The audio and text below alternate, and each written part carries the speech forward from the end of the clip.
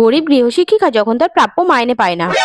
আজ তো তোর লাস্ট এক্সাম, তাহলে শোন, কাল থেকে যতদিন না তুই নতুন বই পাচ্ছিস আর নতুন ক্লাস শুরু হচ্ছে ততদিন ভালো করে নামতা আর রিডিং পড়াটা কিন্তু আমি তোকে শিখিয়ে দেবো, বিশেষ করে ইংলিশ রিডিং পড়াটা, বুঝলি?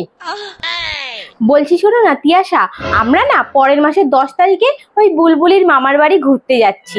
তো এই এতদিন পর ছুটি পেলাম, বুঝতেই পারছো। এই কটা দিন যতগুলো আছে তুমি পড়িয়ে নাও, 10 তারিখ থেকে তোমাকে আর আসতে হবে না। 10 তারিখ অবধি পড়াবো? তাহলে তো 1 মাসও হবে না। আমি এবার কি করি?